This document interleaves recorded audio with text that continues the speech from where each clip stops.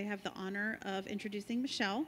She is an occupational therapist with 25 years experience and the former clinical director of the Assisted Technology Clinics of the Children's Hospital of Denver.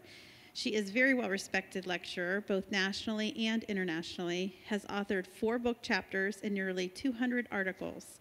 She is the editor of Fundamentals in Assisted Technology, 4th edition, and clinical editor of the NERTS Directions magazines. Michelle is on the teaching faculty of RESNA. She's on the RERC on Wheeled Mobility Advisory Board. Michelle is a credentialed ATP, a credentialed SMS, and a senior disability analyst of ABDA. Please help me in welcoming her. Thanks. Well, I was on the advisory board till the RERC went away. I should take that out of there, huh? Well, welcome everybody. Thank you for getting up. It's early, isn't it? I hope you all brought your caffeinated beverage of choice. We'll see if some of our friends join us as we get going. But today we're going to be talking about a really, really specific thing. So I'm guessing that many of you are in this situation where you're working with a client who's using a power wheelchair, but they might also be using other assistive technology. Now, most of my clients happen to use power chairs. Maybe someday I'll get to recommend some of those sweet little ultralight chairs, but right now, pretty much, I look at the power chairs and come on in. Most of my clients also use alternative access. Well, if you're working with someone who uses alternative access on a power chair, there's a pretty good chance that they have more complex seating, that they might need power seating as a part of their device as well, like power tilt, and that they might be using other assistive technologies to help them. So today, in this relatively short time frame, we're going to really focus on those clients who are using a speech generating device. Come on in. Thanks for waking up, Mary Ellen. I appreciate it. Everyone, my roommate, Mary Ellen. All right, so as Teresa kindly introduced me, I'm Michelle. All you need to know about me is I'm from Denver. I have 3 beautiful children that I like showing pictures of. Actually, I have 4 children now because I have a new daughter-in-law, which I can't believe. And I like chocolate very much. So there you go.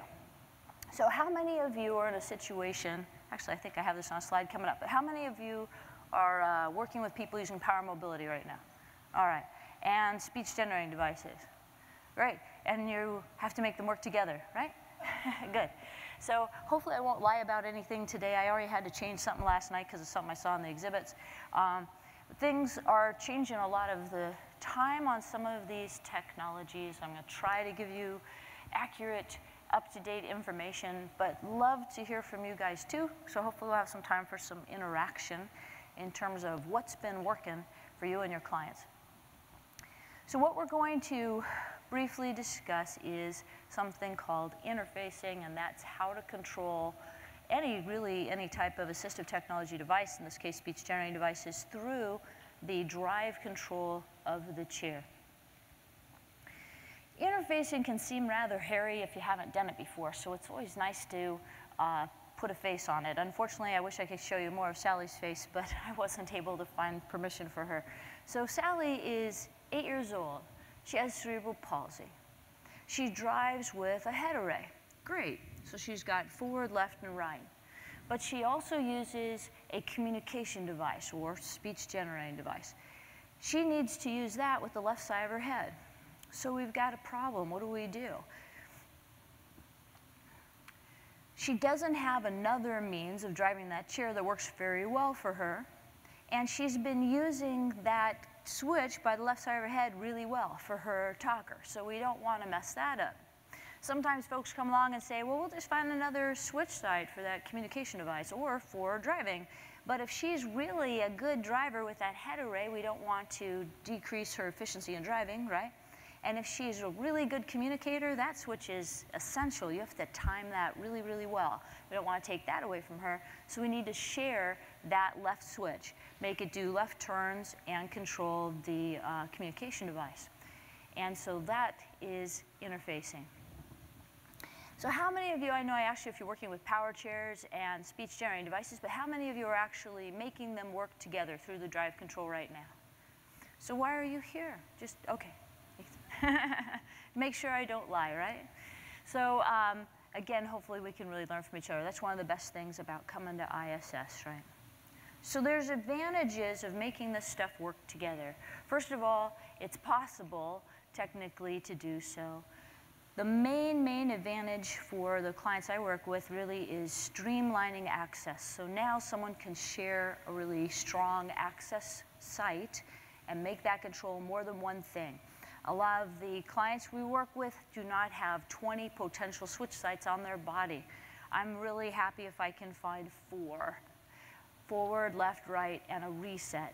And then I can redefine what those 3 primary switches do to control other tasks. So if we can find 4 switches ideally, we can really provide tremendous control to our client through a power chair. It lets us use a really strong switch site for more than one function. And sometimes this can be a cost savings because we don't have to have separate access methods. Unfortunately, there's more disadvantages. Sometimes interfacing doesn't go too well.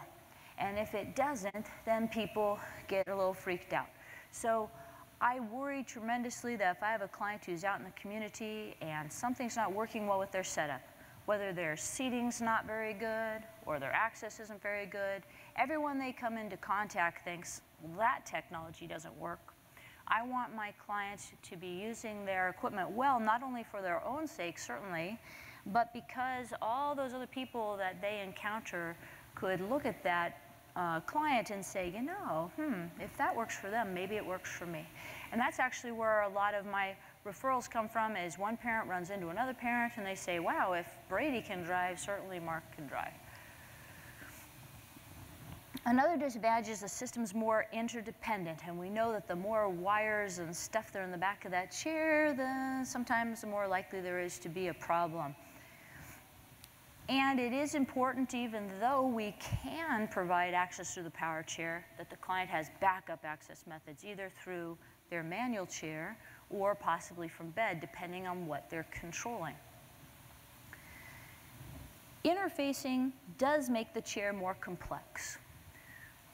I love working with really little kids. I put some very young kids into power wheelchairs before, but that's a far cry from, and now if you push this other switch, you're going to control your power tilt, and now you're going to control your communication device. It adds to the cognitive load, so it makes the task more complex. And now we have to, in terms of kids, we might have to give them some assistance, changing back and forth, or train them slowly to do that as they get older. With adults, it's still a cognitive load. We need to make sure that the client has enough training, depending on their cognitive level, to make the transition from this is how you get from driving to this is how you get to your communication device. Particularly, the client needs memory and sequencing. So I need to remember, how do I get from driving, what steps do I have to go through on my power chair electronics to get to control of my communication device or power seating or whatever it may be. So that's a sequence of commands that can be difficult for a lot of our clients who have had a traumatic brain injury. Other clients as well, my memory isn't what it used to be. But sometimes we can build in some cues to help our clients with that task.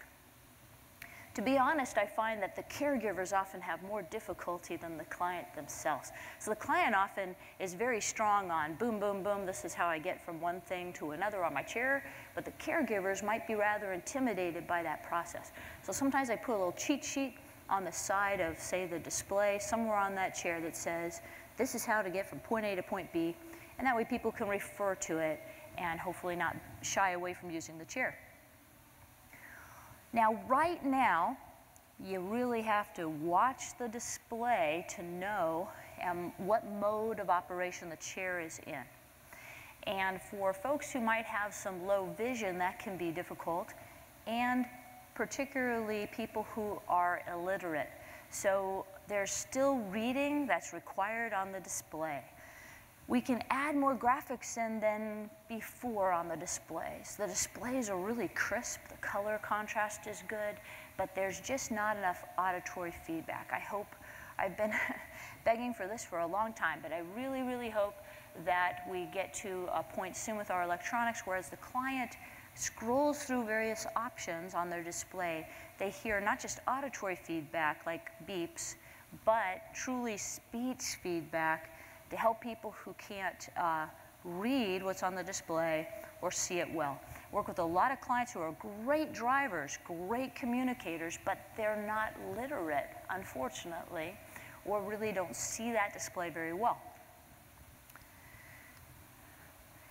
Interfacing sometimes actually adds to the access requirements, particularly when we are interfacing a speech generating device because of several reasons. First off, if Sally, remember Sally again, is just driving with this head array, she's got forward, left, and right.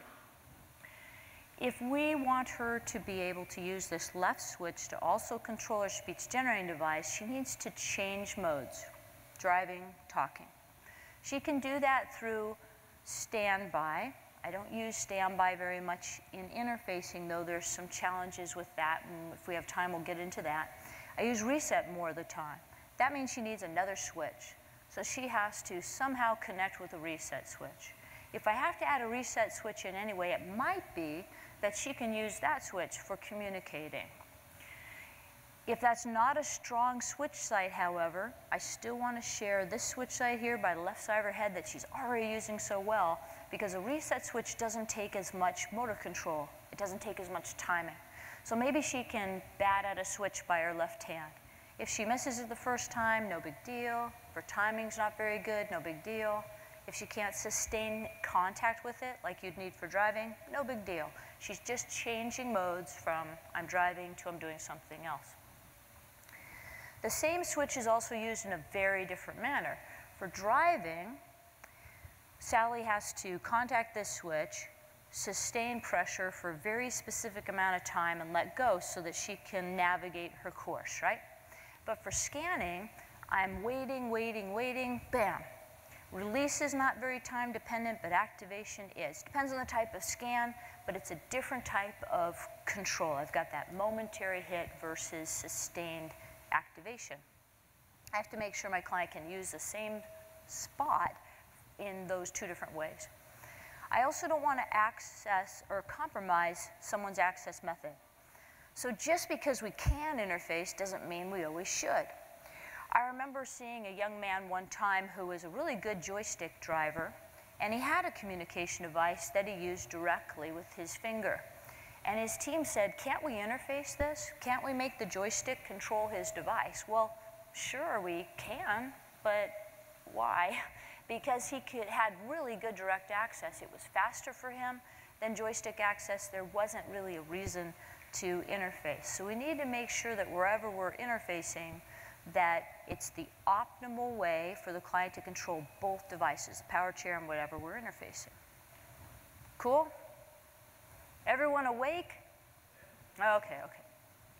Now my job is to keep you awake at this early time of morning. So let's say you're going to Starbucks, because that's my daughter's preference, so that's where I go, right? Let's say I'm going to give you 3 choices, and you can raise your hand. So hold on. Let's see. Our choices are black coffee, caramel macchiato, or chai latte. Oh man, is it early. I need to drink some more of that black stuff myself. Okay, so there's your 3 choices: black coffee, chai tea latte, caramel macchiato. All right, black coffee. Who wants the black? All right, yeah, I know you like the black coffee, Liz. I don't know how you do it. You need some more sugar. Okay, caramel macchiato. Oh, wow, they're all over there, Teresa. You should be over there with them. Okay, chai tea latte. Those are pretty good, huh? Except they make me kind of sleepy, so I don't really want it right now, later on. Okay, cool. You awake? Here we go. We need 2 things generally to accomplish interfacing: an interfacing component and an interfacing cable. So the interfacing component plugs into the wheelchair electronics. And we've got 3 main types, particularly here in the United States. Mark 6i on Invacare calls theirs the aux, or auxiliary 1, 2, or 3, 4. RNet has the input-output module. And QNet, QLogic has the ECU module. So it's not an environmental control unit, it's only an interfacing component. It just redirects that switch signal from I'm going to talk to the motors of the chair to I'm going to control something else. But it is generally required. There is an exception we'll talk about in a minute. But if I want that client to be able to switch over from driving to now I'm controlling that speech generating device, I do need this component. Sometimes folks, of course, have a concern about funding. Is this paid for? At least in my experience, I can generally get this funded. It's, I think, for two reasons. Sometimes, you know how you kind of get that sense that something's funded because the funding source really doesn't know what you're talking about? And there's just a whole lot of numbers and cables. Well, that certainly can result also in, I don't know what you're talking about, so denied. But I think sometimes this is rather extremely niche technology, and it's important that we explain to the funding source that this is absolutely required if someone's going to be able to control their communication device through their power chair. Well, the funding source might think, well, who cares if they can control it through their chair? It's important to explain why that is necessary, meaning they won't have access to their communication device in their power chair otherwise, because we do not have another access option. And that usually does the trick. There's also cables. I usually get mine through Adaptive Switch Labs. There's a couple companies that make these, but ASL's is their 802 series. And on one end, we've got a 9-pin that plugs into that interfacing component. On the other end, we have 1 to 4 switch jacks, and they're all labeled conveniently. So this one, for example, says left. So if Sally is using a head array and she needs to share that left switch to send a signal to her communication device, I would plug this into the interfacing box, take this end, and plug it into switch jack 1 on her communication device. If she uses 2 switches for a communication device, say her left and right switch, no problem, I find left and right, and I put them into the appropriate switch jacks on her communication device. That's all we need to do in terms of additional equipment and plugging things in. So in general, it changes a little bit from each of the main electronics packages. The client puts the chair into a different mode. Sometimes this is called auxiliary mode. And that sends the signal, instead of, again, to driving, sends it to the interfaced component, in this case, a speech generating device. It's really very similar to control of power seating through the driving method. Some of the electronics, you have to get in there with a programmer and activate the interfacing port for it to work. All right, what we're going to do is I'm going to show you a series of 3 videos that hopefully will give us a sense of how this works a little bit. I apologize in advance that the videos aren't a little better. It was a little hairy that day. This is Mark, and we had just provided his chair. We had just hooked up the interfacing. He had interfaced previously on his other chair. What we had added was a little horn so that Mark could push a switch and beep a horn to get people out of his way, and I kept running into it, so loud part of the video, sorry.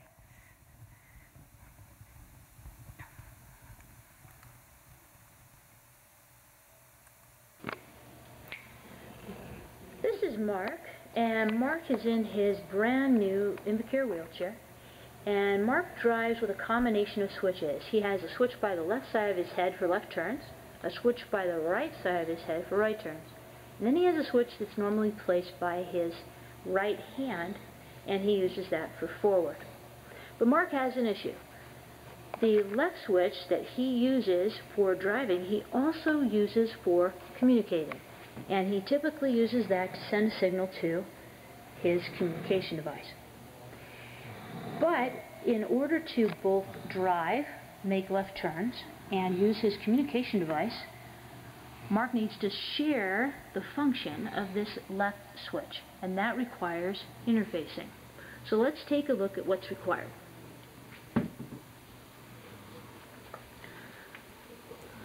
On the back of his wheelchair, we have quite a bit of electronics and cables. I'll back up here. You can see it's a bit of a spaghetti factory right now.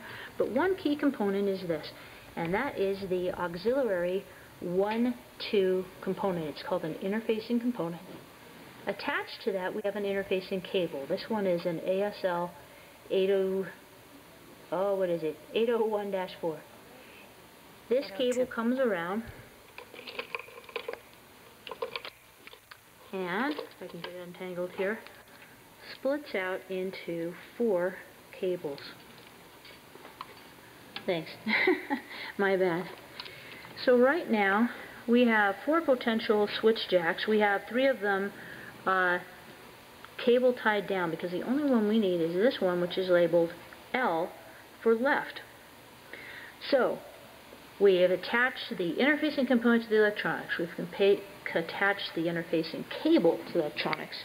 Now we're going to come along and take this left switch jack and attach it to the switch connection on the wheelchair. Could you do that for me, Kelly? Thank you. There we go. All communication devices have a switch jack. Often there's 2 of them. Since Mark uses single switch scanning, he is only going to use 1 of these switch jacks. Now, I'm going to show you his display here. I'm going to turn on the chair. We have to press reset. Drive 1 on his chair. Let me turn this so we can see it. Whoop. That's his horn. There we go. He has a unique horn. Drive 1 is his head array, and this allows him to drive. So Mark, can you go ahead and push your left switch to show us how you can make a left turn? That's your right switch, dude. Other side. There you go. Left turn. Is that one a little too far away? We might have to adjust that. So this one will turn, should turn. Oh, it would turn you to the left, but it's not, because we've disconnected it temporarily. Hold on. I'm going to pause the video. Well, if I only had my act together before I turned on the camera. Right. We were going to redo this video, but unfortunately Mark ended up in the hospital. Alright, so here we are again. Go ahead, Mark, and show us your left turn. It's still a little too far away? Give it a try. There you go. We're still adjusting this on his new chair. So this turns him towards the left side. And we'll turn it to the right again. Now, if he wants to use the same switch to control his communication device, going back to our display here, we're going to change him into drive 2. And I'm not sure if this is showing up well on my display. Oh, that's me on the horn again. This is an exciting video. On the display, I don't know if this is showing up. Good, there it is. Right now he's on tilt. So he can use his right switch to control his tilt. We're going to hit the reset, and now we have a screen, and this is his ECU mode. If he pushes his left switch, you can see that arrow is gone, and he is now sending a signal to his communication device, and it will begin scanning. It doesn't turn off first.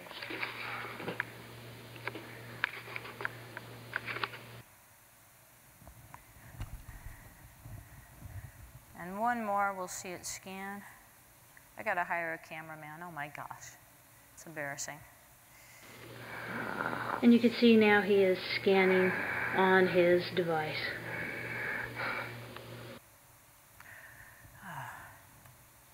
Those are the fittings that take all day. He has a very complicated setup, so there's a lot to do. Oh, there's my clicker. Now there's an exception to the rule. We usually need that interfacing cable and that interfacing component. One of the exceptions right now is Adaptive Switch Labs recently changed their head array. They have this Atom head array, and it can send 3 wireless switch signals out of the head array directly, and it doesn't require an interfacing component or cables. And that's cool, because if we're going to have difficulty with funding, if someone happens to be using a head array anyway, this is a really nice option. It's also nice because it's wireless. So instead of having that cable hanging from somewhere around the client, depending on where it's connected, often behind them in the electronics of the chair, and then swinging around, and that cable gets caught on things, it gets broken. Now the client can't use their technology until they get their new one. Instead, this sends a wireless signal. There's a special receiver that has a USB port that plugs into the communication device. The really cool thing about that is it gets power from the communication device, so you don't have to worry about batteries, because that's always the rub with wireless switches is, yeah, can we do wireless? Sure, but you got to remember to turn on and off the transmitter and the receiver, or the person can't use their technology. So this gets around that. It's really cool. All right, so as in interfacing in general, interfacing speech-generating devices, the main advantages of this is it streamlines access for someone like Mark and for Sally, allows us to share a strong access site, and we don't have to worry about moving over a separate access method from one location to another, such as the power wheelchair. But we want to make sure that the switch that we're going to share is going to be able to be used by the client in two very different ways, that they can use it both in that momentary method for scanning, but also in a sustained method for driving.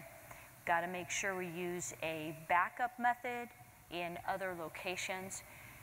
And in general, I don't like using these with standby. Now there's some things with wheelchair electronics that help us get around this, but how standby works in general, if you're not familiar with it, I know most of you probably are.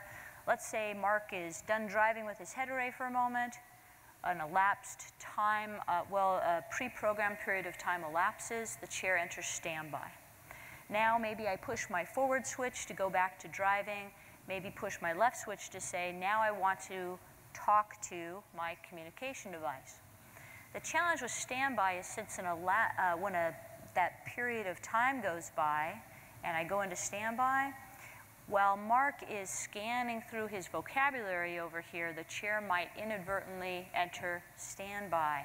And then when he goes to send a switch signal to his communication device, something else happens. Now, some of the electronics automatically defeat standby when you're in that mode, when you're in that auxiliary mode, so that that does not happen. So I go to auxiliary mode to talk to my communication device. Standby doesn't work anymore. So how do I get back to driving? I hit a reset. So if I need a reset anyway, I just put a reset on, and that's why I don't usually use standby. If someone's using direct access, we don't interface. Someone's using eye gaze, another form of direct access, interfacing is not required. If the person is scanning to access their communication device with one or two switches, definitely interfacing can be very appropriate. We use that interfacing cable with 1 to 2 switch jacks. Now, some communication devices still have a joystick mode. This is very different from mouse mode. Joystick mode used to be more common on communication devices, and it moves the highlight over, if you remember Mark's screen, each time someone bumps their own wheelchair joystick. And then we select usually with a different switch, sometimes with a dwell feature. It's very important to make sure that the interfaced communication device supports joystick access. If it does, we can use a 9-pin to 9-pin cable. 9-pin goes into the interfacing component, and there's a special joystick port on the communication device if it supports joystick input. Then there's mouse input, way more efficient than joystick input. That's why joysticks tending to go away as an access method on communication devices. And this time we need a mouse emulator. There's a variety of external mouse emulators out there, some wired, some wireless. If the communication device is on the chair, wireless isn't always as big a deal as if someone's driving up, let's say, to a desktop computer. There's also built-in mouse emulation, we know, on a lot of our cool, complex rehab electronics. So let's go back to Sally. Sally's driving with that head array. She needs to use the left side of her head for talking. Come on in. So she doesn't have another efficient means of driving. She doesn't have another great access method for her communication device. She can manage to swipe at a reset switch by her hand. So we need to interface. So what do we need? Well, she needs that head array, right, that she's driving with. She also needs a reset or mode switch to get to and from the various modes of operation on her chair. She needs that interfacing component, unless she's using the Atom head array from ASL. But otherwise, right now, she's going to need an interfacing component, the right one for that particular electronics, and she's going to need the right cable. So I showed you in the video a cable that had 4 switch jacks. You can order one with just 1 switch jack if that's all your client needs. I use one with 4 for use in evaluation to try things out. But in this case, she'd need one that just had that little L on it for left.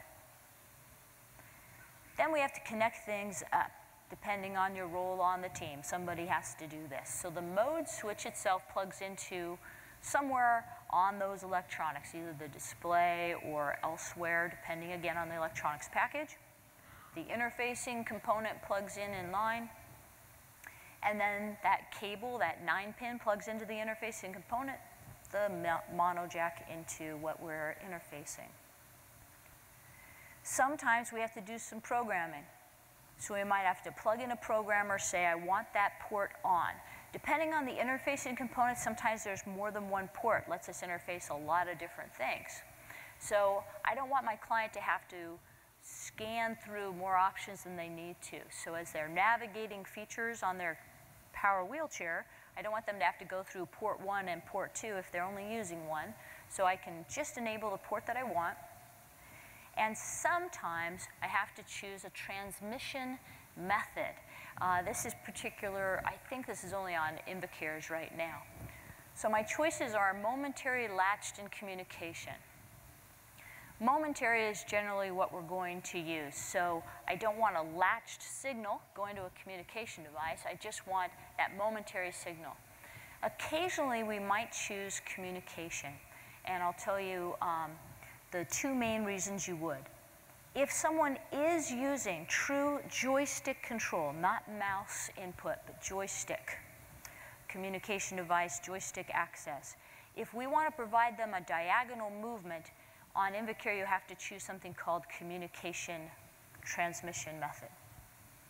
The other time I use this, though, sometimes, is if I have a client like Sally who's used to using a mechanical switch, let's say up here. Maybe she uses a little jelly bean switch in her manual chair and sends a signal to her communication device. That switch signal takes a certain amount of time to interact with the communication device. Seems like it's just like that to me. But when she's in her power wheelchair using a proximity switch, it speeds up the signal just a little. For a really, really good scanner who has their timing down pat, that can throw them off. By choosing communication mode, it speeds up the signal just a little, momentary slows it down a little. So for a client who's used to that mechanical switch perhaps outside of their power chair, and now they're using an electronic switch in their power chair, I usually choose momentary because the electronic switch speeds it up a little bit. And that way it tends to not throw off my really good scanners. Does that make sense? Kind of, maybe? Okay. All right, questions so far before we press forward? Or comments? Yes? The wireless one is the, so which headset is wireless? Adaptive Switch Labs just recently came out with an Atom headrest, A-T-O-M. So we have a lot of, not headrest, head array. We have a lot of different head arrays out there now, which is cool. We have Switchit and Adaptive Switch Labs and iDrive and Permobil's Total Control head one. But the Atom one can send a signal without having the interfacing component and the interfacing wire, and it is wireless, without batteries. Yes?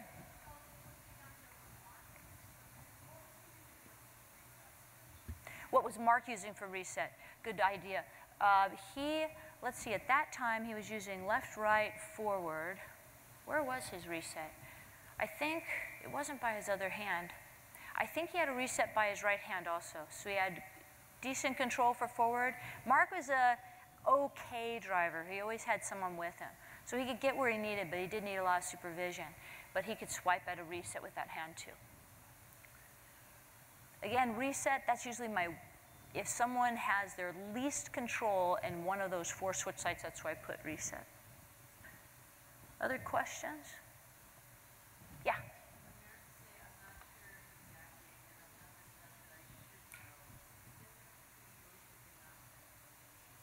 So difference between joystick and mouse simulation. On a communication device, let's say I've got this Dynavox in front of me and I've got maybe 30 items on a page that I can scan through. With joystick, as I'm moving that scan along, I have to bump the joystick over each time I want that highlight to move. And I move it up and down till I get to the one I want. And then I either hit a separate switch to say that's the one I want, or I dwell there, depends on the communication device, and it automatically selected. Where mouse is more discrete, it's just like moving the cursor on our screen, so I can move directly to what I want.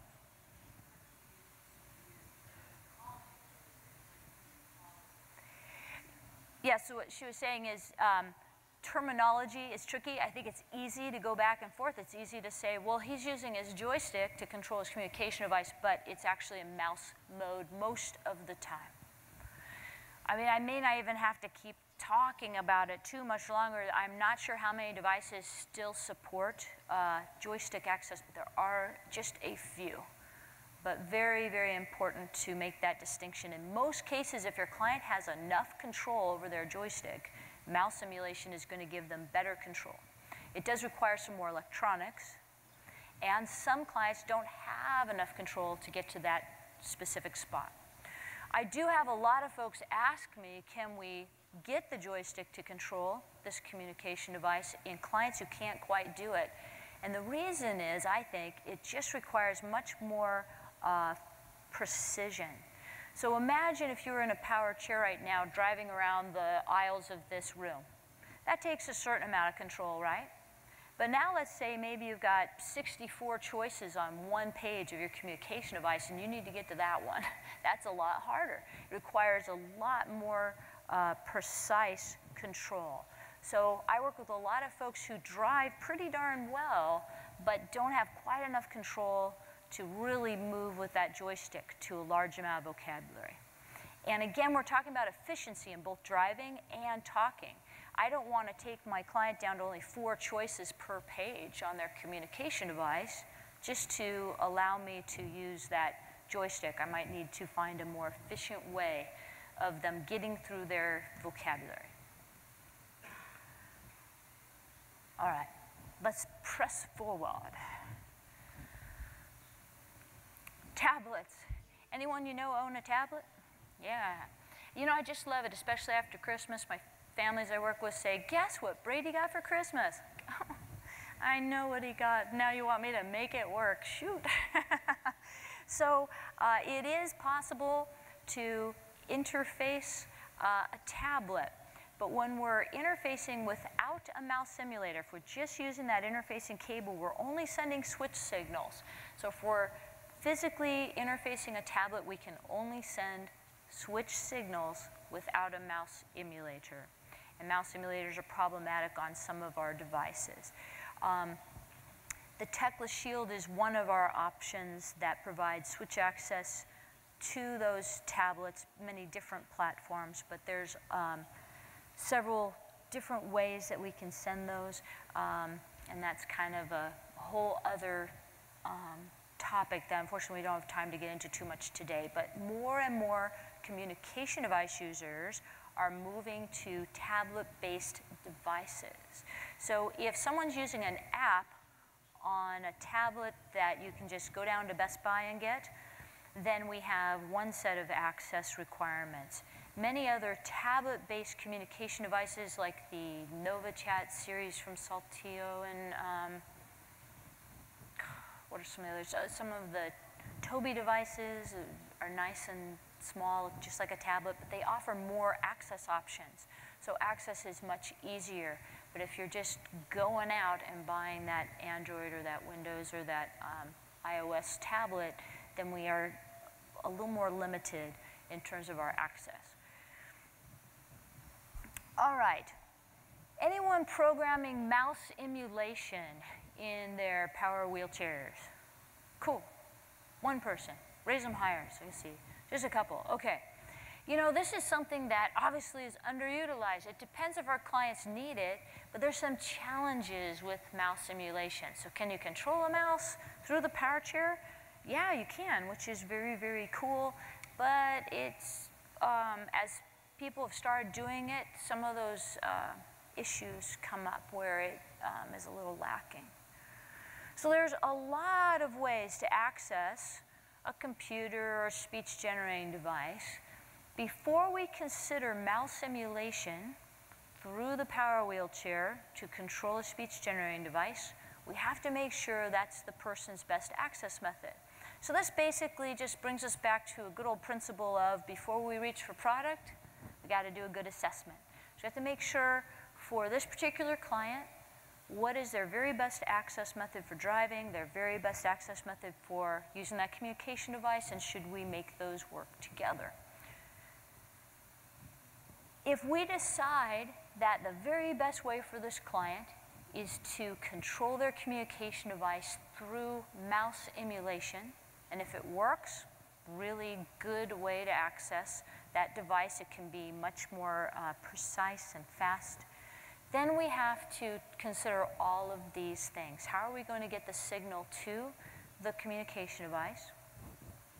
How are we going to move the cursor around all of our vocabulary options?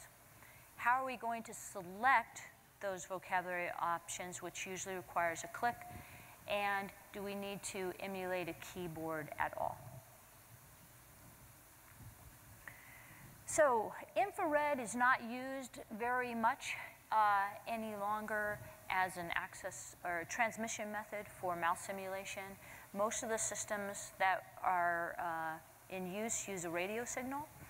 There can be some interference. So the mouse simulation systems that are currently available through Mark 6i and QLogic and RNet use Bluetooth or another radio signal. The Adaptive Switch Labs mouse simulators use Zigbee, and I'm not sure the exact type that switch it uses, but it's a radio signal too. Now, once in a while, Bluetooth can be a problem because it only pairs with one thing at a time. So, how many of you have a smartphone? How many of you got a little Bluetooth headset so you're not holding your phone when you're driving down the road? Come on. Yeah, I do. Because that's like the only way I can possibly drive and talk at the same time. I can barely walk and talk at the same time. My smartphone will not talk to more than one Bluetooth headset at a time. I can only pair it to one. And same with the power wheelchair. So it can pair up with one thing at a time. So in this case, my client can do mouse simulation on one device, like a communication device. If they also then use a separate computer, that can be a problem because the mouse simulator can only talk to or pair to one thing at a time. Also, when we are hooking up that little headset to our smartphone, we have to pair them together.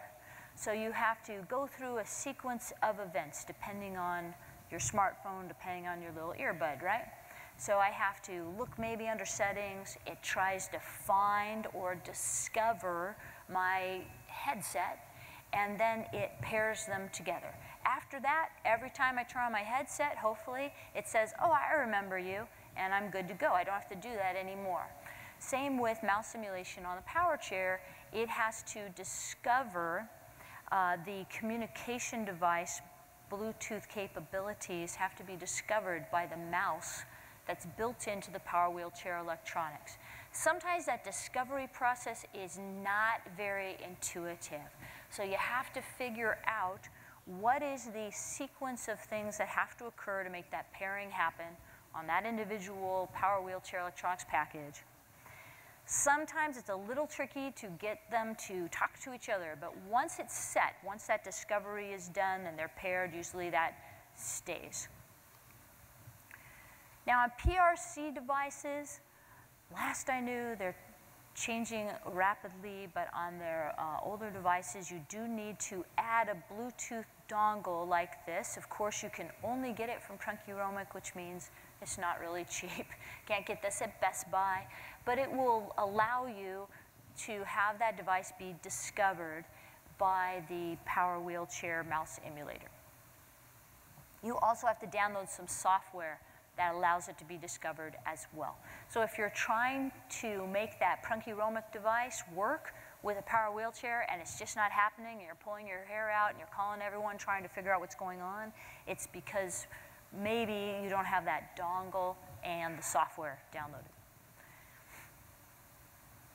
So Mark 6i, it's on Invacare, that's their electronics, has a mouse emulator right now that's separate from the display. It's on its own.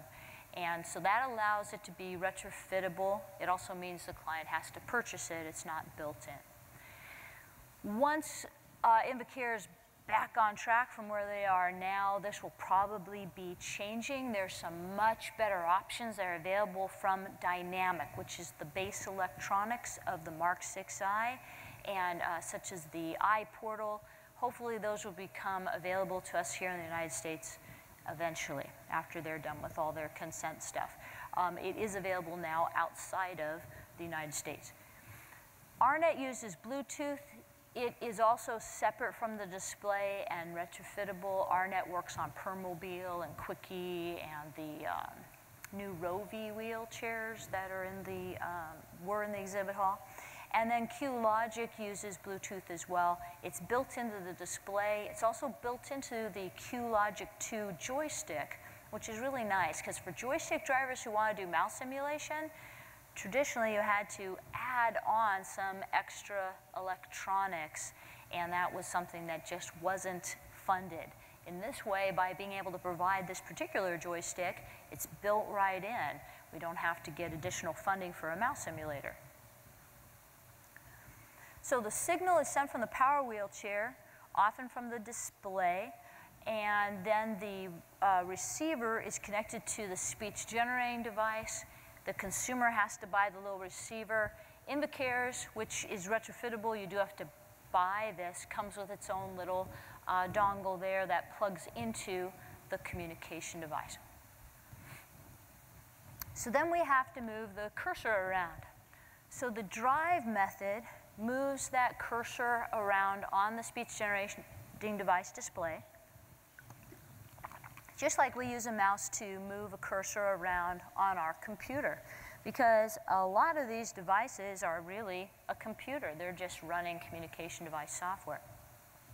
So again, the consumer has to change over from I'm driving to I'm talking. So they have to have a way of doing that, typically hitting the reset. This is going to streamline access, just like when we were interfacing and sending a switch signal. When we use mouse emulation through the power wheelchair, it streamlines access for the client. We don't have to find a separate access method. It's wireless, and so this increases independence for the consumer. They don't have to worry about having someone else connect wires. But we have to make sure this is the client's very best access method, both for driving and for using the communication device. And remember that using your access method, whether it's a joystick, a head array, other access methods for controlling things on a speech generating device, that's harder than using it for control of driving. Now, if the client's using a proportional access method, such as a joystick, movement of the cursor is proportional. So if I move my joystick in a circle, that's what the cursor is going to do. If I move my joystick further from center, the cursor is going to go faster.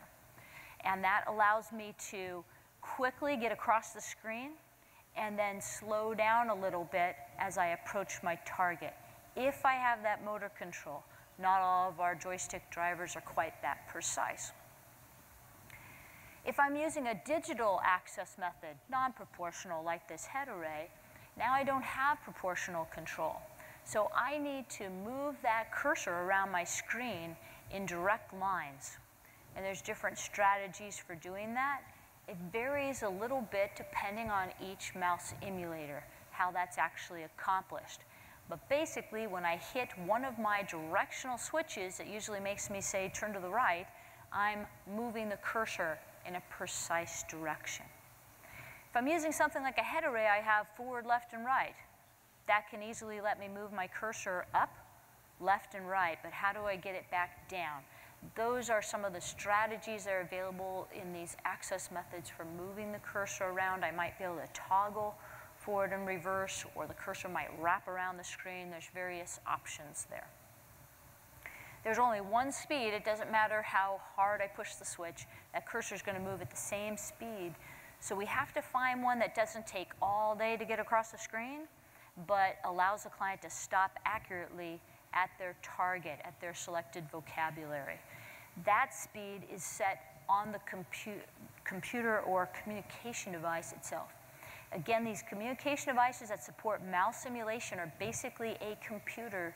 You go into settings similar to what we would do on our computer to direct the speed of the mouse. Once we get to something we want to say on this communication device, we need to select it.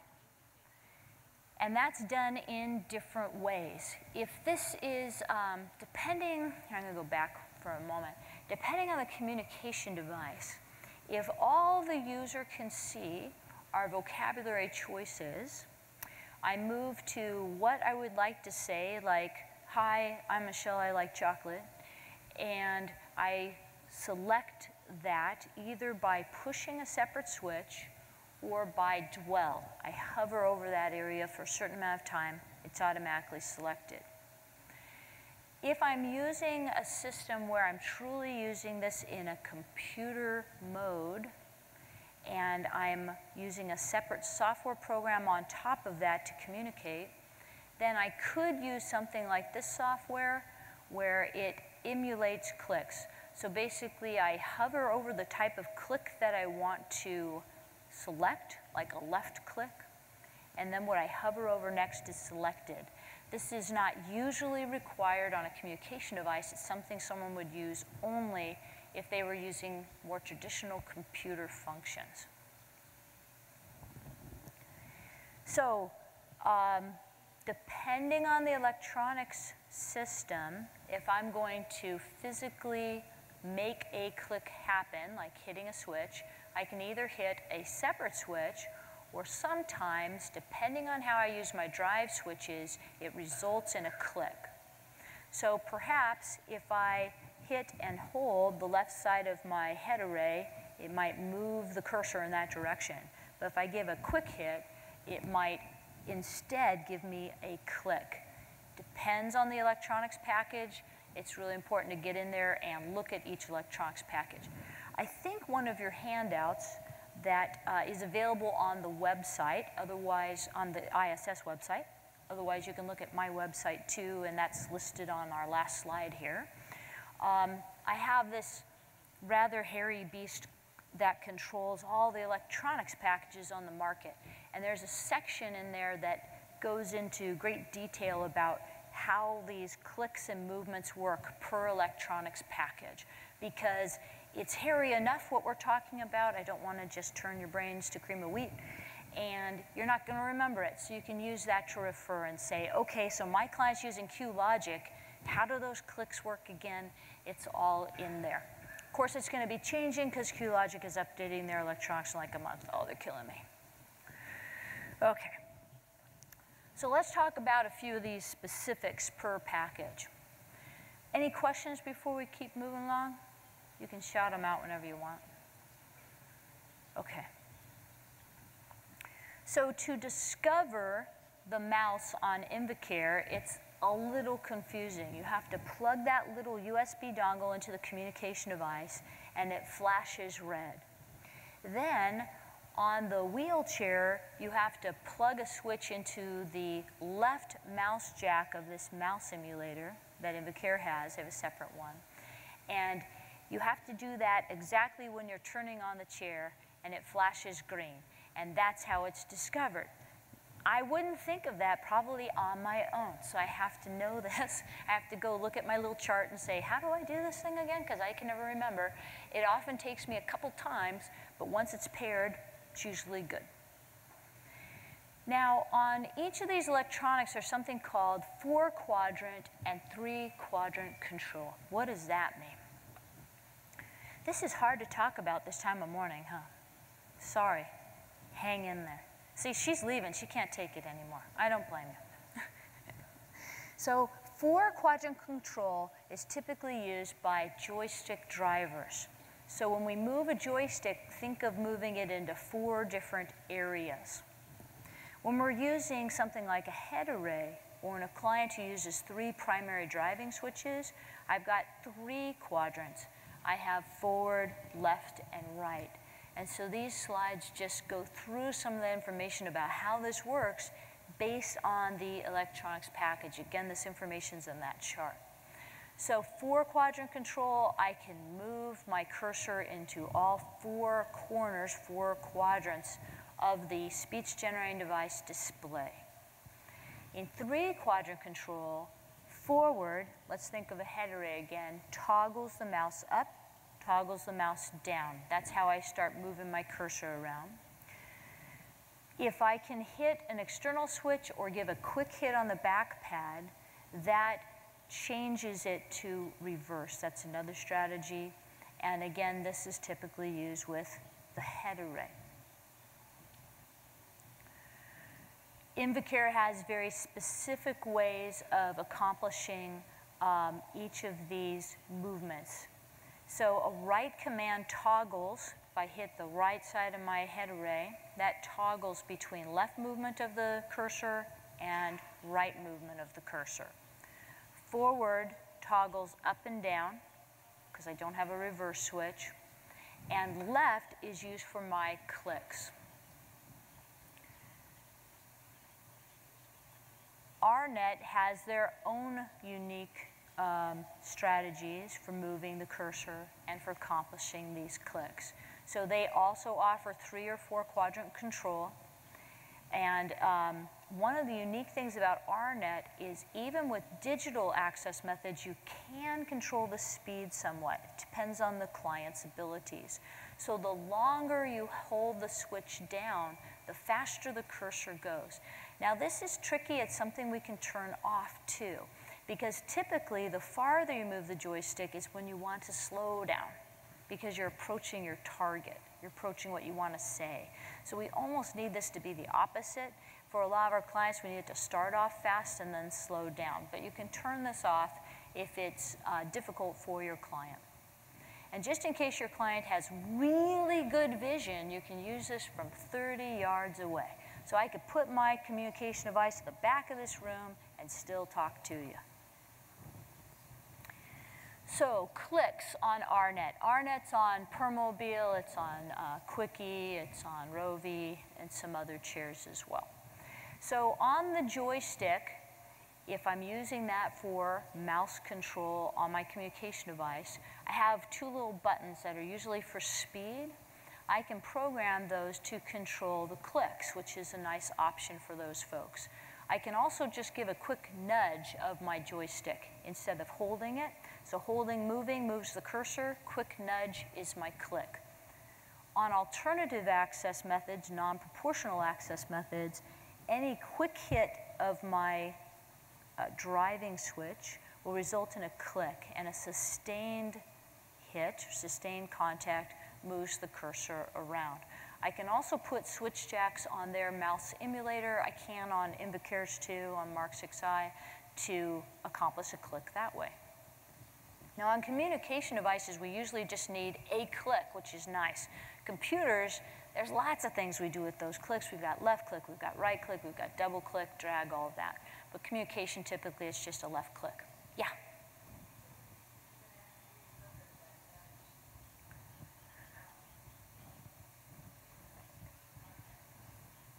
Where you program the nudge in the RNet electronics,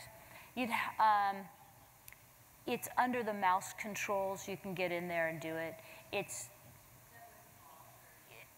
That's a good question. Is it actually called nudge? I think on RNet it is. Anyone know what exactly it's called?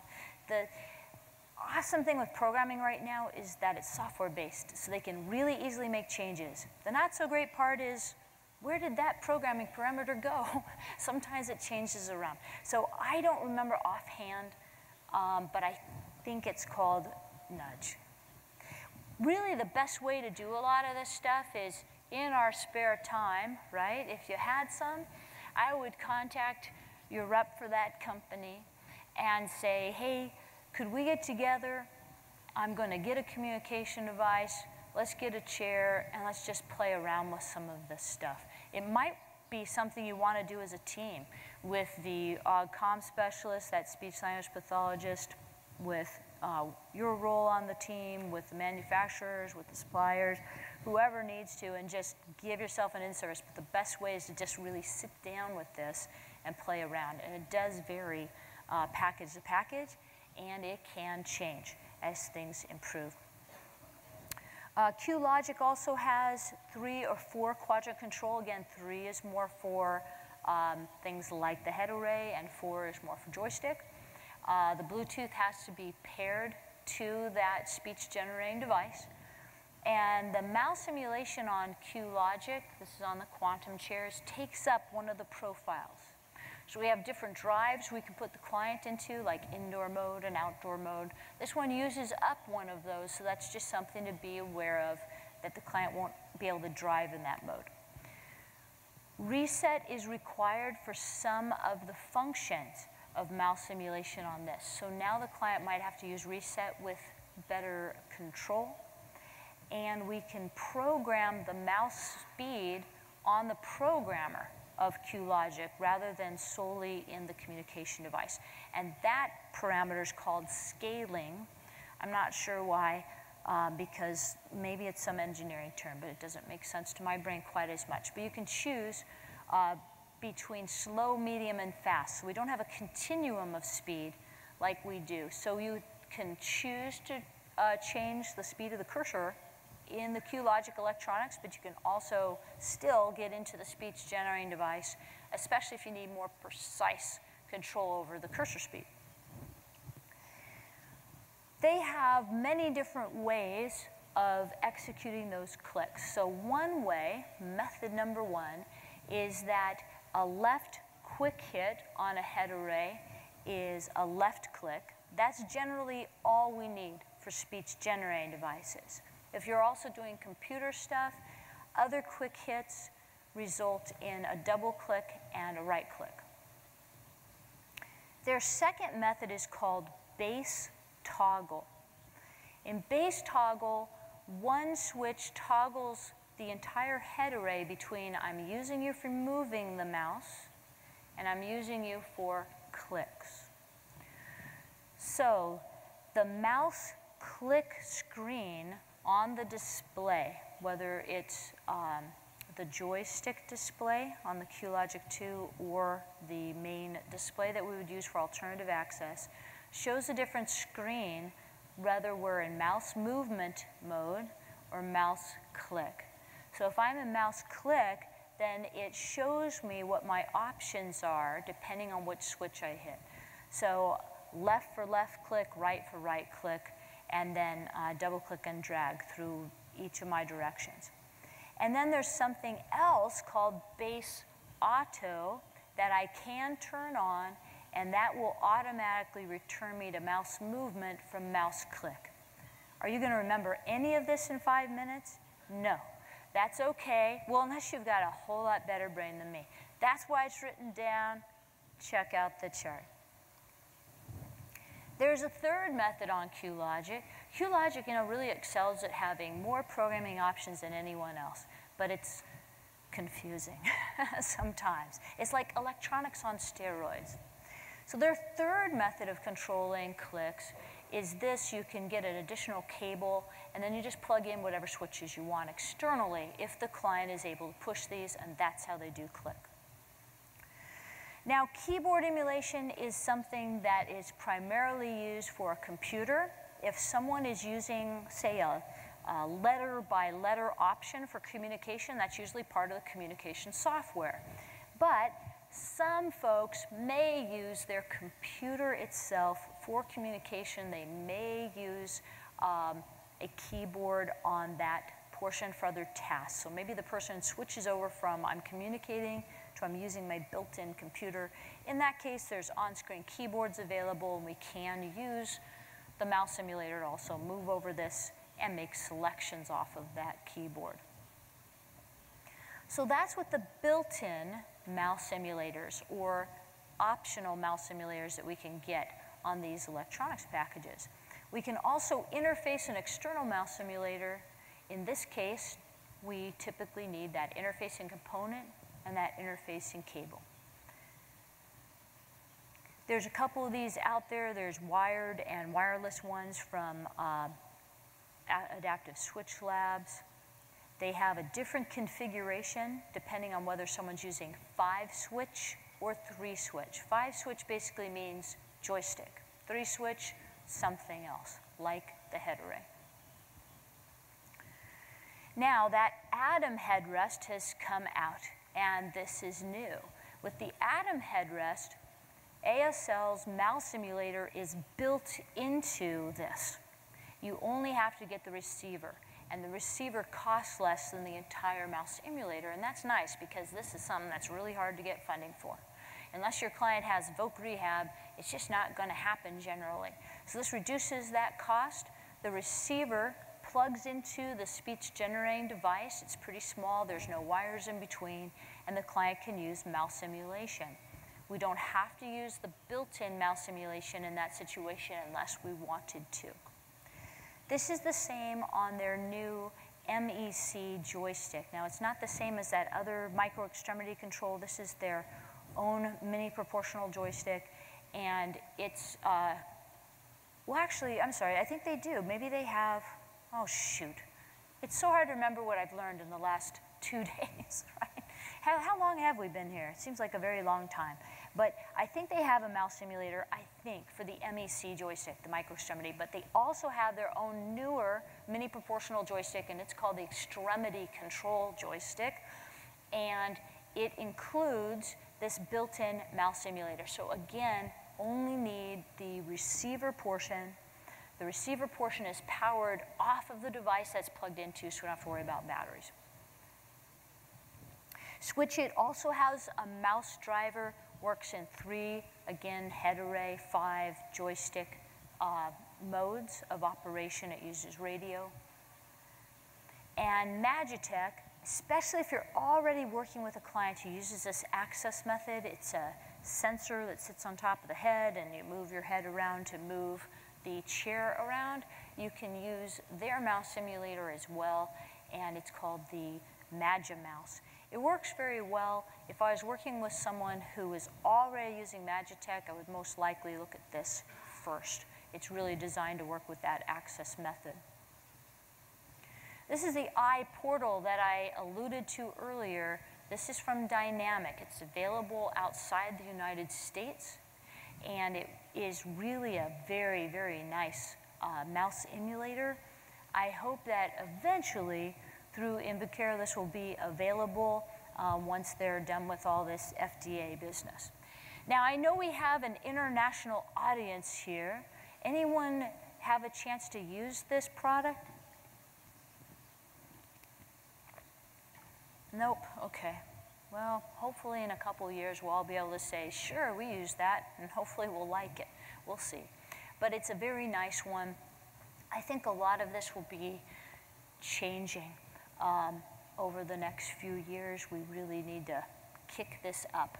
Some of the mouse simulators that are available outside the United States right now really put the ones we're working with now to shame, and I'm anxious to see if we can get a hold of them. Now again, all this stuff can get hairy. Another resource besides my electronics chart that goes into a lot more detail, Adaptive Switch Labs put together these step-by-step instructions for mouse simulation on each electronics package. So if you want to do mouse simulation, you can pull these up on their website. I'll give you a minute to write down that very long website. And it will tell you, okay, I have this chair, and I want to do mouse emulation. I want to do it built in, or I want to do it through an external mouse simulator. What do I do? Step by step by step. It's not exactly light reading. You're not going to read it for fun. Awesome reference if you really need to do it. Can everyone see that link in the back? Okay, good. All right. It's a little hard, well, it's a little impossible to find on their website if you don't put in this exact link. All right, so what about those tablets? If the client is using a tablet for communication, and that is happening more and more, either adding on an app or using a tablet-based dedicated communication device, there are ways of using mouse simulation as well. Android and Windows-based tablets talk to mice, and they have a USB port or a mini USB port, and that allows us to do mouse simulation. Permobil recently came out with something called the iDevice. I don't think they had it here at this show, but it provides mouse input specifically to those iOS devices because Apple does not support an external mouse at this time. Whoops. Oh my gosh. Our finger becomes the mouse instead. There goes my battery. You know, I'm already not a very coordinated person. You add abject fatigue on top of it, we're in trouble. Okay, so questions about all this fun stuff or comments, because if you've been already working with some of this and you have some helpful advice to share, that would be absolutely terrific. Yes?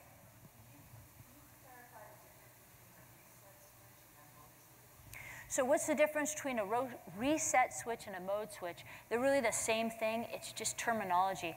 And that's one of the challenges when you get into these electronics, is that each electronics package tends to use different terminology sometimes for the same setting. So one set might say sensitivity, another electronics package says turn acceleration. Sometimes both parameters are present. So it would be great if there was more standard terminology across electronics packages. They're hard enough to deal with.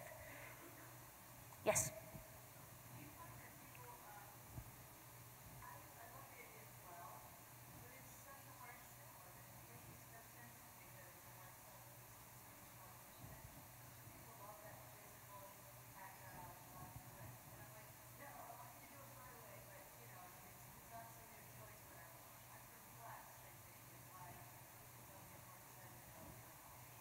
So when someone's making a selection, the question is, some people are not always too thrilled about dwelling on a location to make that selection.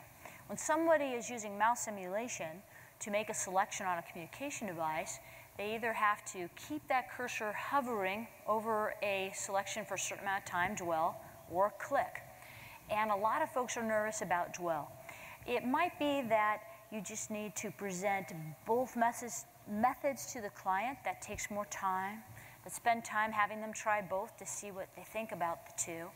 I find for some of my clients, dwell can be difficult because they might have a really hard time getting to that location, but then staying there for a long enough amount of time. And if that dwell is really short time, then they accidentally choose things that they don't want to say. But the flip side of that is, if I finally manage somehow using this head array to get my cursor over this location, and now I have to reach out over here and hit some switch, chances are my head's going to move. And that's hard too. So coordinating the movement of the cursor and those clicks can be really quite challenging for clients who don't have a lot of precise motor control.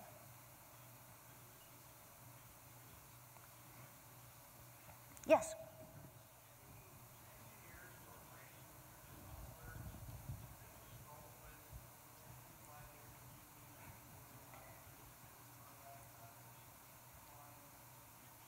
Good question. So do the engineers who are writing this software have interaction with people who are actually using it, whether it's clinicians, clients, whoever it might be? I think it depends on the group. I find, it's hard for me to understand as a clinician because I don't have to worry about everything manufacturers have to worry about. But I think sometimes they're really worried that someone might find out all this cool stuff that they're working on. They don't want someone else to take their ideas.